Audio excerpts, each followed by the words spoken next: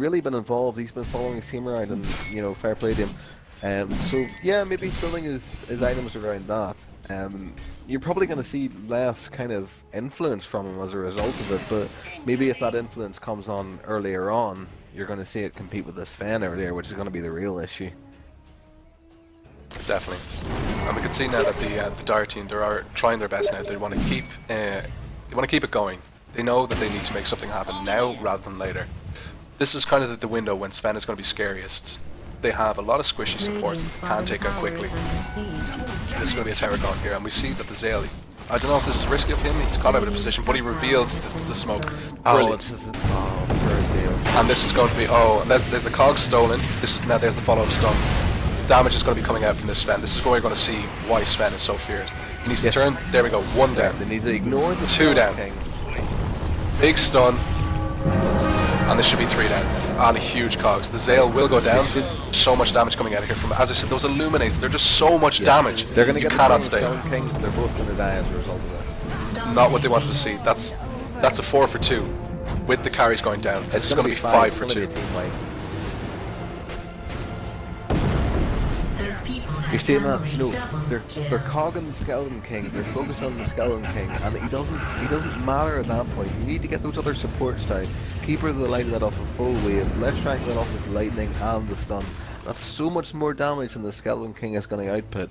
And they ended up getting themselves trapped in the cogs with him. And he was just tanking them happily. So they need to really focus on their priority targets here, because you know they're just going for the tankiest member of the team, but he's the bait. Exactly. It's kind of, it is hard to think, especially like let's say if you were going a game against the line of the Lina, you consider they're the easy ones to kill, but this one's the threat. Let's focus him. Whereas had they taken out that Keeper of the Light, the Rubik, the Leshrac, that's the stun's gone. The Illuminate was doing all the damage there. Fair enough, they had the damage coming out from the Phantom Lancer and the Skeleton King, but it was the Illuminate that did so much damage to both the Night Stalker and the Sven. Now I can see this is typical. I'm not sure what he hopes to achieve here. If he's not careful, he's going to get turned on. Yeah, this is mistakes that I see people doing a lot. He's got the backup, but I mean that's just going to be a stalemate. It's a revenge. They got caught with their pants down, and now they want to go out for blood. And the only problem is that Sven was so out of position. Had the Radiant team been there, they could have easily taken him out.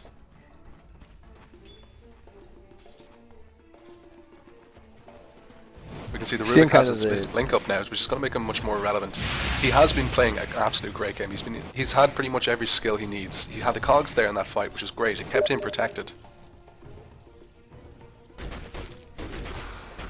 Clockwork has been laying the cogs down absolutely perfectly, and like I've got no problem with that. The issue is kind of like he needs to be targeting a player, and he needs to be taking that player out of the game or marking them as a target for everybody else. And I feel like it's the wrong target that's being marked. You know, he needs to be one that's kind of taking the lead of this team in terms of who we're fighting.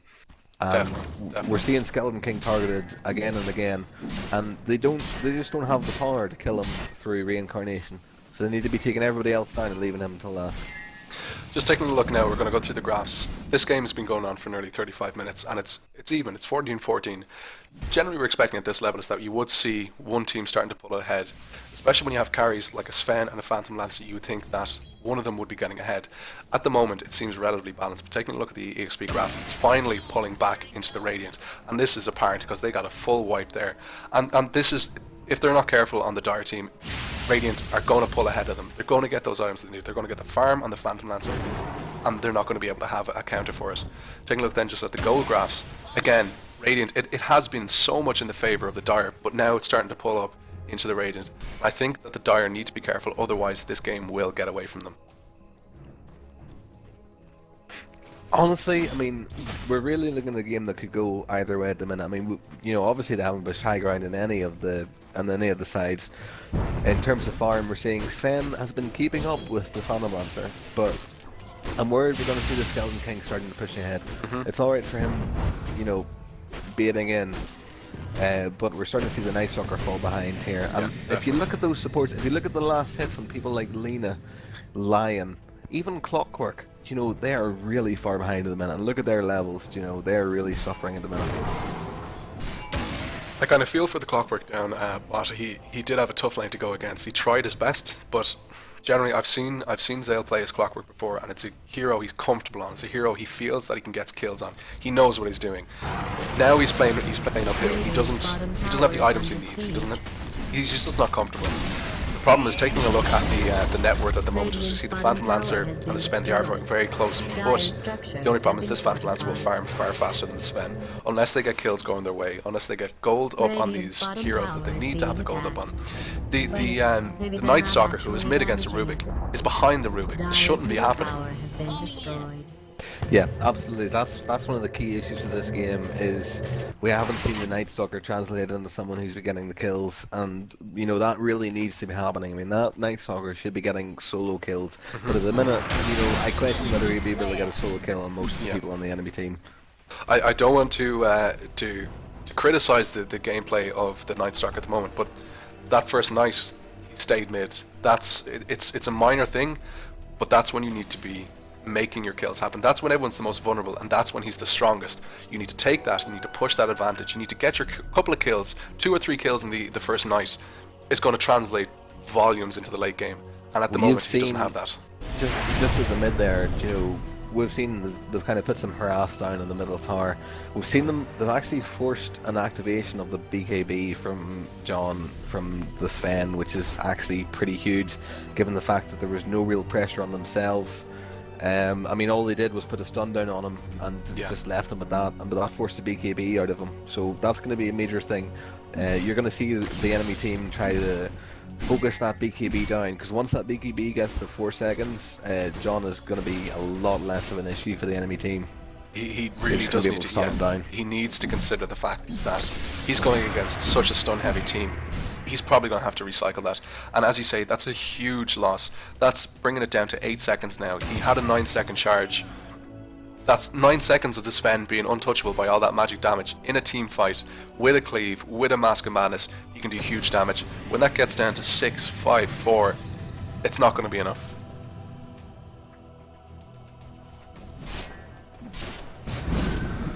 We're kind of transitioning into the kind of position now is where people are afraid, they don't know what to do, they don't know where to go. You can see even the positioning of the way the players are. There's good ward vision. This ward here, especially from the Dire, is great because they can see what's going on. It's not the same for the Radiant. They have some vision, but they're only testing the waters. They have a Roche and they have a ward at the entrance to the jungle. They haven't gone deep enough. They can't see what's going on. They don't really know what's happening. But at the same time, the two teams, they're too afraid to go near each other. Yeah, it's interesting, especially, you know, the Dire have a lot of, you know, they've got a lot of vision up there. I mean, especially, you know, the kind of wards down in the bottom jungle. They should have a better, they've gone. And here we go now. This is what we need to see. This is the pickups. And John, he's after leaving the Keeper of the Light. He had him there. They needed to stay on him. And now they're focusing on the Skeleton King. That's not who they need to be getting. And it's a huge TP in from this Phantom Lancer. And this is more than likely going to be kills coming out against the Dire. That's the Zale has gone down on the Clockwork. And see, this is now, that's the John gone down, their biggest carry. That's another wasted charge on that BKB with no kills to ask for it. Fair enough, they don't even get the Skeleton King. And the two supports leave with their tails between their legs. And it's of no use to them.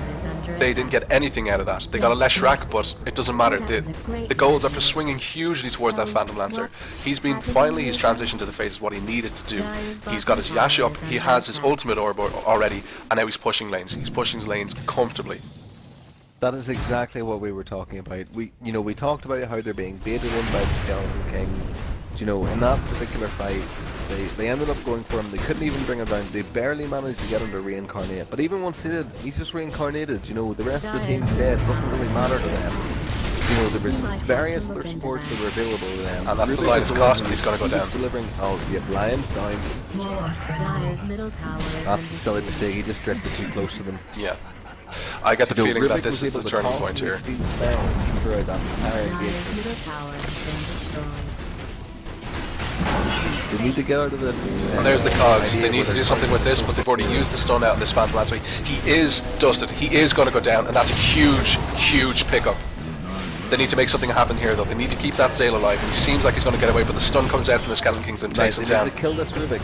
They need to just forget about the Rubik. They need to go and they need to get some. There's a huge stun, and the stun falls out on the John. Is this keeper like going to die? Is he going to get? He gets killed by the cleave, and that's a double kill going out on the John. Cleave. That is amazing. That's what they need. That's a huge turn. But he's going for the creeps. You know, they're not pushing. Kinsman wants to push, but they've lost the Sven. I mean, really, what power do they have without that Sven? Sven, that's what he needs. We're seeing a really muted Night Stalker here, so they need to have the Sven in on those top nights. tower is under attack. And this, the rush is a good call here. They're going to go for the rush. It's interesting. Now we see, we may have seen before what's happened on the John is he's coming in behind the Roshan. I don't know if he's aware that if you're standing behind the Roshan will always aggro you. We saw him die before on an Alchemist because of this mistake.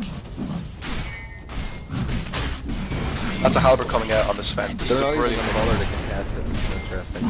I mean, really, with the Skeleton King, that's interesting. That's going to be a pickup for the Sven. Yeah. Sven has his Halberd. He can take out that Phantom Lancer now. He can shut him down pretty effectively. The only problem is this Phantom Lancer now has a Manta, level 2 Diffusal. He has his heart. He has his boots. He can go for pretty much whatever he wants next. He's getting unstoppable. We even saw there, when they lost their tier 3 tower, it took so much damage to take down that Phantom Lancer. And it's something that they can't afford to do because it requires that Sven's BKB, which is now down to 6 seconds. We see now Lina has picked up a minus. I don't agree with this. This is something that I've noticed that supports are starting to do now, is that they're picking up a minus late into the game. It has no real benefit to them. It's fair enough they're going to get the gold out of it, they're going to get some levels, but they could be investing that gold. That's a lot of gold gone into an item that's not going to benefit them as much. The game isn't going to go on for another 40 minutes where that minus is really going to start rolling. It's a wasted item. It's going to put her so far behind. She could have nearly already had her sheep stick done at this stage. Yeah, I mean, you're talking about, what, 1900 gold for a Midas, and you're talking about this on Lina. Lina's got, at the minute, an average of about 300 gold per minute, so you're kind of seeing that kind of how effective it is. That's a lot of gold sunk into something that could have been turned toward, I mean, I know it's far away, but, you know, you could turn it towards a sheep stick, or even a Yules would be closer by, you know, those kind of things. You start to get more value out of it, especially if you can Yules one of the supports there, you're taking them out of the fight. Just taking a look after those couple of engagements, we're going to take a look and see how the EXP and gold are going. It spiked heavily in favour of the Radiant, but after that engagement with the John, with taking down that Phantom Lancer, that's a huge amount of experience going their way. It's slowly pulling it down. They're about 2,500 ahead and it's going the way of the Radiant. Taking a look at the gold, again, it's up and down. It's spiked and it's been brought back down. The only problem is their level again, it's 1990, but it's pushing into that point of the game. It's nearly 45 minutes in. The respawn timers are going to be longer. Everything's getting more expensive. They can't make mistakes on both sides. Invisibility. Yeah, you're starting to see the Phantom Lancer pull slightly ahead of the Sven, and just talking in terms of pure net worth. You know, I mean, you're looking at Sven. Sven's got his Mask of Midas, or he's got Mask of Madness. He's got his Black King bar.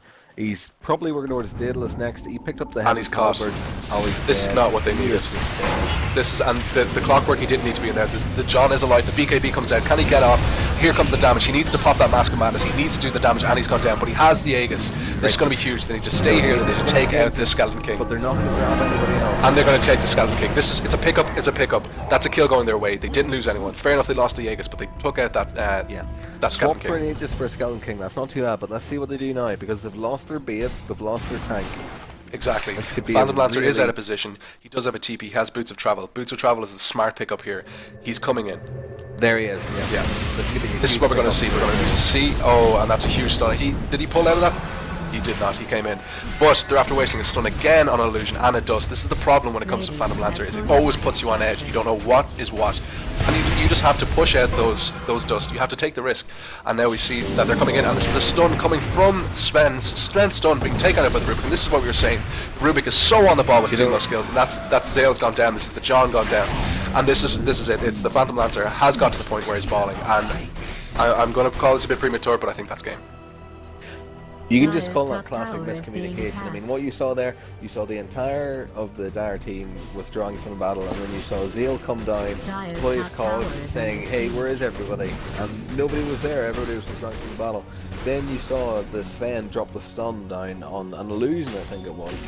Yeah. Do you know, that just turned the battle. Do you know, that could have gone either way, but I think you really saw that go in terms of communication there. And now, as we said, that there was that spike Dire's up for the middle Radiant and then a barracks huge is drop under after the attack. kills.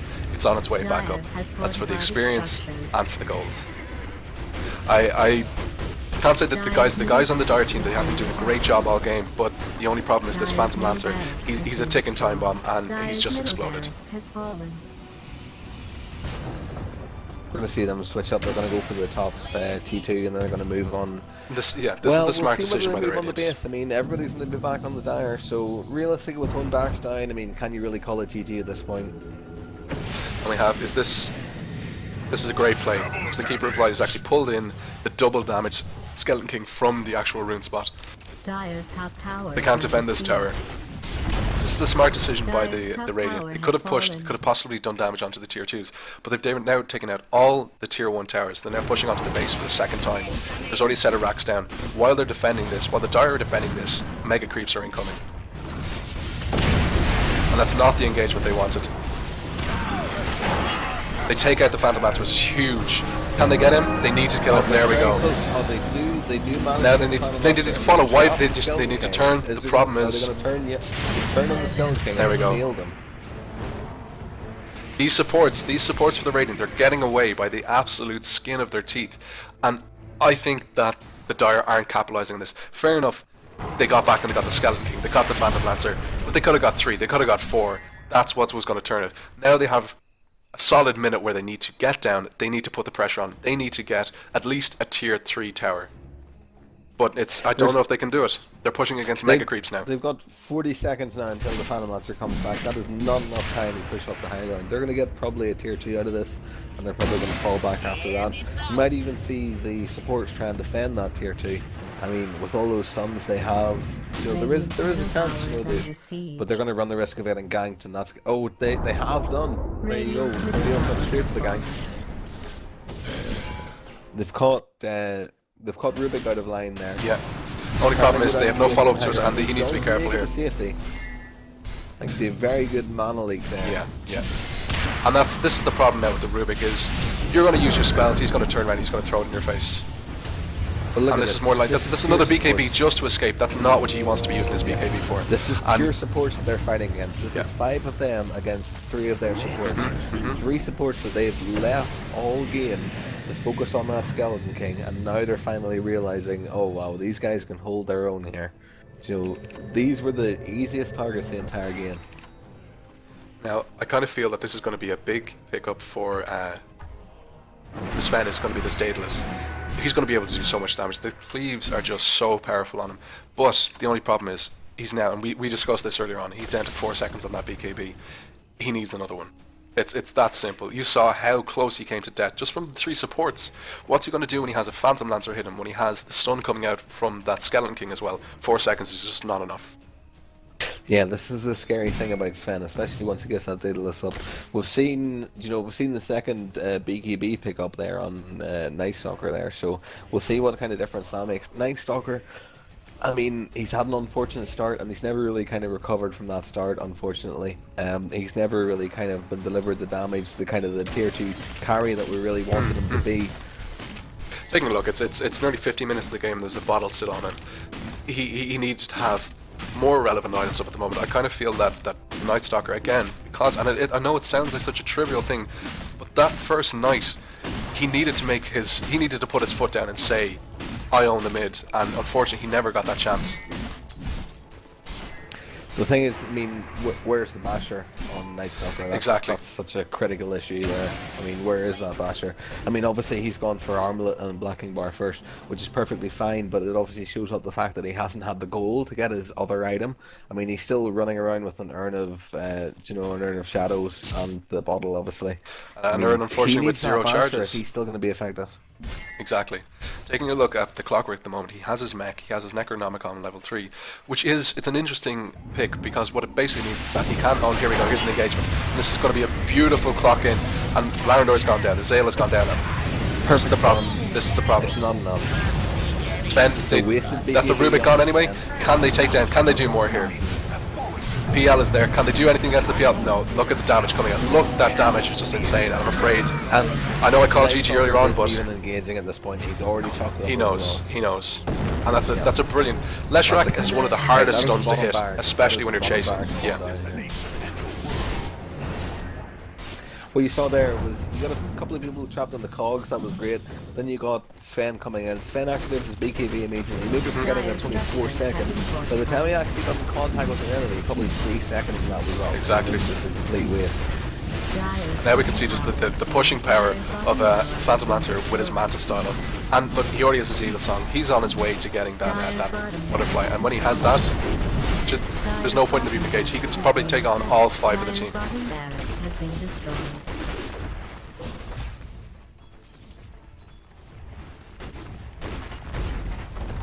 It was a close game the whole way through the game. I feel that there was a couple of things that had huge knock-on effects. The Midas, especially on that Lina, I don't agree with it. Finally, Sight the Vice visit now is when it's too late. I think overall the Sven was the number 1 carry did very well to keep the parity up. Phantom Lancer was really very good. Yeah. But it was just those team fights. You know, there was a lack of communication, lack of targeting. The Skeleton King needed to be the last person down, not the first. And look at this Rubik. I have to say this Rubik has had a phenomenal game. Taking up the hex, Rubik hexing. Fantastic, right? He's done so well, and that's a game that's been executed great on both sides. What I'm just afraid to say is that Radiant, they did it better.